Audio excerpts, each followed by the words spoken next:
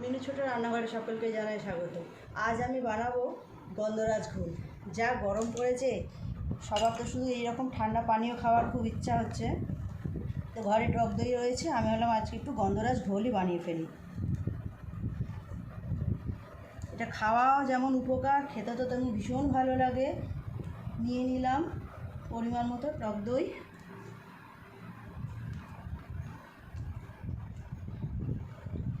নিয়ে নেব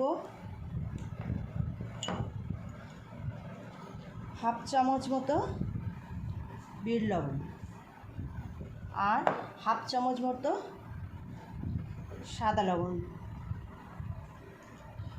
খুব ভালো করে এটা আগে মিশিয়ে নেব।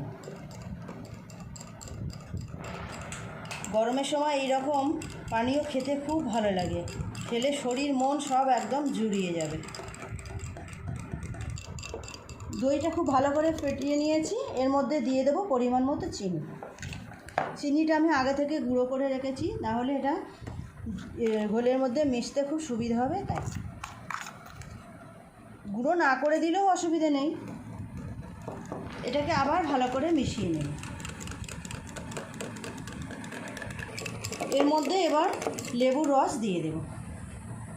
এই যে গন্ধরাজ লেবু, একটা বড় সাইজের গন্ধরাজ লেবু ছিল, আমি এইভাবে কেটে টুকরো করে নিয়েছি।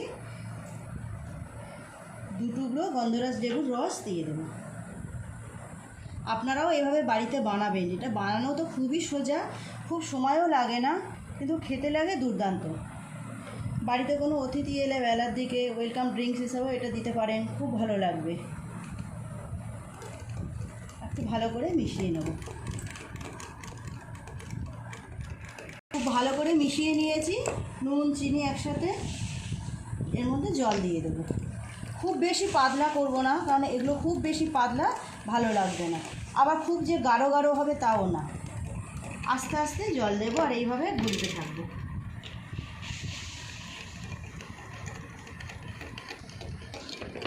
এবার গ্লাসে ঢেলে নেব।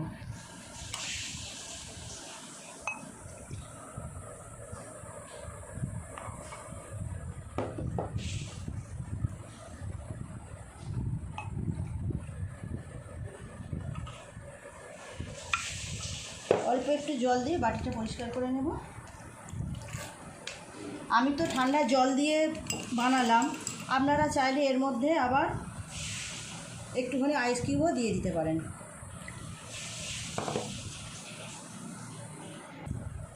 প্রায় হয়ে এলো আমার গন্ধরাজ লেবুর ঘোল।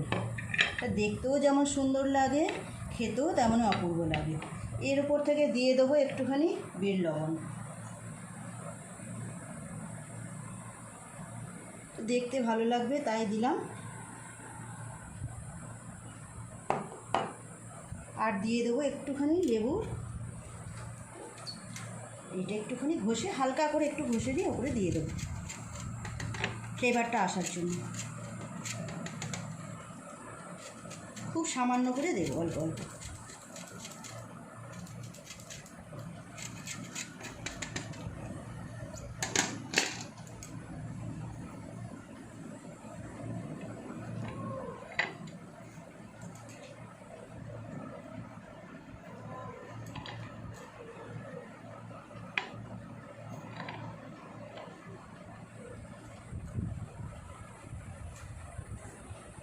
দেখুন বন্ধুরা, তৈরি হয়ে গেল গন্ধরাজ লেবুর ঘোল। কেমন লাগছে বলুন?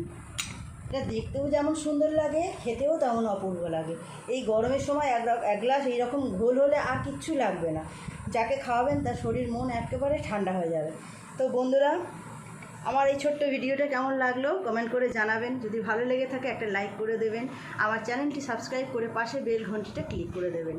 তাহলে আমি নতুন কোনো ভিডিও আপলোড করলে তার সাথে সাথে আপনার নোটিফিকেশনে পৌঁছে যাবে। সবাই খুব ভালো থাকবেন। দেখা হচ্ছে নতুন কোনো ভিডিওর সাথে। নমস্কার।